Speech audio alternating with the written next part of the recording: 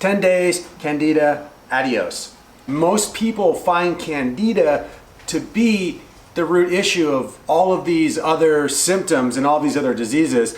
In my opinion and experience, Candida is actually a very simple thing to overcome, and it's actually just a symptom of the same gut-related issues that cause things like eczema, dermatitis, psoriasis, rosacea, leaky gut, irritable bowel, and parietal arthritis.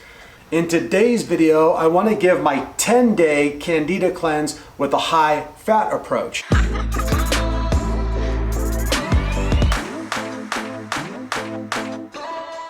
The first thing you're going to be doing is you're going to be intermittent fasting every single day for 16 hours or more. So you'll do water only, and once you hit that 16 hours of fasting, go ahead and have yourself a nice 5-hour eating window every single day. So 16-hour intermittent fasting every single day.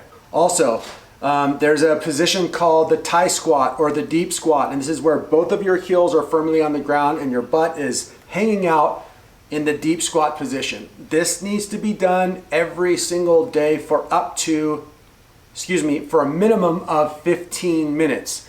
You don't have to do it 15 minutes in a row, just break it up into several different sets. Edu Pertal did a 30-minute, 30-day squat challenge where you do the deep squat, and if you're not flexible enough, don't worry, you can hold on to something, you can put something underneath your heels, but you just simply pop down in a squat whenever you can remember to, 30 seconds here, 2 minutes there, a minute there, and have that total 15 minutes every day. So that's number one, that's number two, besides the intermittent fasting.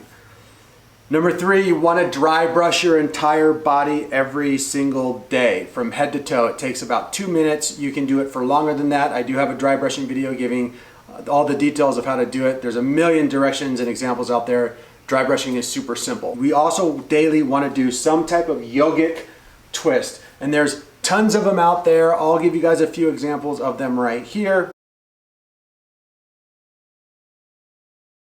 The last thing you got to do every single day is a 40-minute vigorous walk. The best time to do it is first thing in the morning or sometime right after dinner. So those 4 daily habits mixed with intermittent fasting for a minimum of 16 hours does 2 things. One, the intermittent fasting, I don't need to go in that too much, but it addresses the gut, the hormones, the digestion, so much. Now, these 4 daily habits, what they're gonna do is they're gonna open up the pathways of elimination. They're gonna aid in the autophagy, the cleansing and the detoxification, and they're gonna allow the cleanse to really go really deep.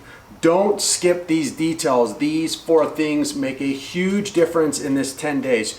You can focus and get through this 10 days and be this disciplined. It's gonna springboard you into greater healing, greater transformation, just more of a successful long-term journey with your healing.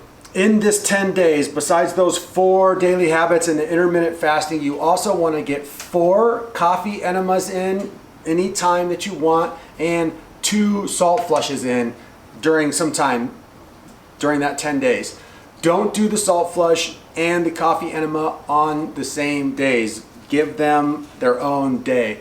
What you could do with the coffee enemas is you could do 1 on day 1, you could do 1 on day 3, you could do 1 on day 7 and do 1 on day 10, and then somewhere in between do your salt flushes. Those are very straightforward. I have videos explaining how to do both. If you need directions, you can check those out. Once you've fasted 16 hours, the first thing you're gonna break your fast with is the amazing, wonderful celery juice. Celery juice taken on an empty stomach while fasting starts to turn the kidneys and the liver and all the filtration system into a freaking green machine superhero of detoxification. It's awesome. It will also give you a ton of electrolytes and hydration and just start your digestion and cleansing process off amazingly. So start every day off, ending your fast with 16 ounces of celery juice. Then from there, you wanna invest in some really high-end bone broth. My favorite, off the shelf, non-homemade, is Kettle and Fire, the chicken mushroom bone broth. It's absolutely delicious, tastes like ramen, and the calories and protein in there are pretty awesome. So you will get all of your calories during the first 3 days of this cleanse from the bone broth. Drink as much of it as you please, drink as much of it as you want. Most likely during these 3 days, you may feel a little hungry if you do not saturate yourself with the bone broth. The last thing you'll be eating is a gulp of sauerkraut juice every single day. Now the sauerkraut juice needs to be raw. This is again for the pre and probiotic effect for the gut and for the digestion. As you can see, we're inundating our body with minerals and aminos and not much else at this point. You're not seeing any sugar going into the body. You're seeing really gut health, high nutrient foods doing their thing. Also, when you start off with the celery juice, your hydrochloric acid, your stomach acid starts to get rebuilt and reborn. So those 3 foods, that's all you're gonna have for 3 days. Then once the 3 days up, here is where you have some options. Either day 4 or for day 4 and 5, you're gonna do a water fast. Now, I'm not gonna get too deep into the water fast, but I always promote water only.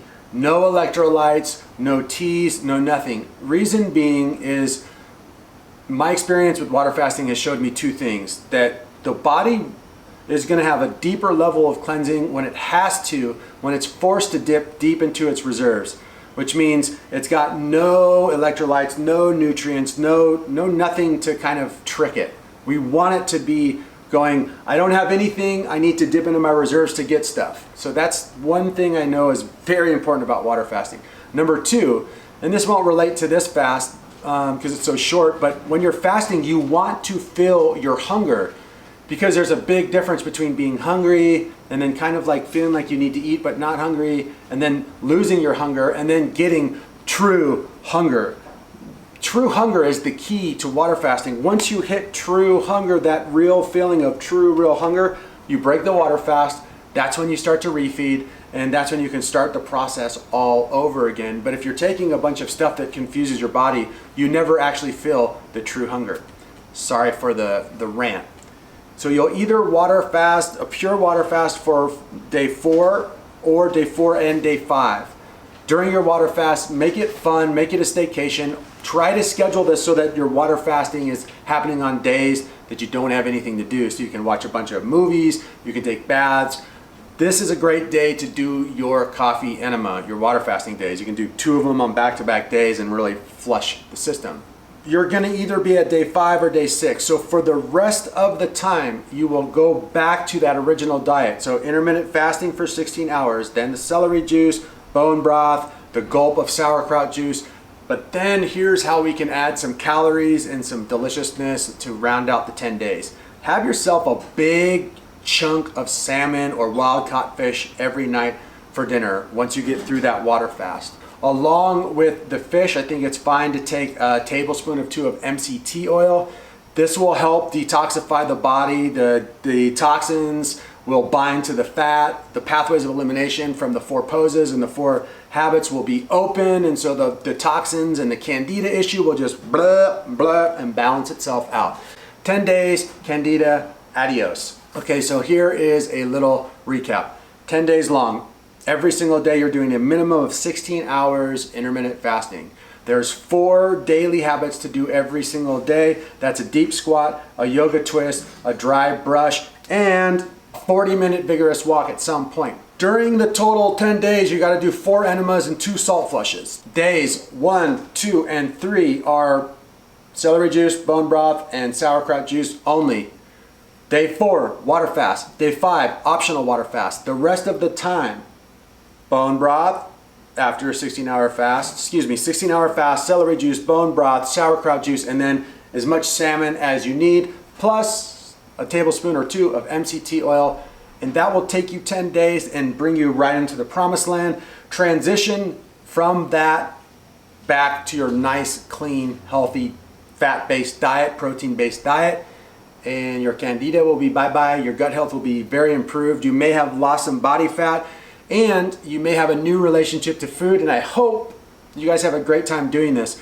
Please leave all of your questions and comments down below. On April 28th this month, we are moving forward with our group class. We're focusing on gut health. We're doing a 30-day cleanse. It's going to be really fun. All of my other offerings, my private coaching, the links to my website, all that is in the description box. A link for a free consultation for you skin health seekers.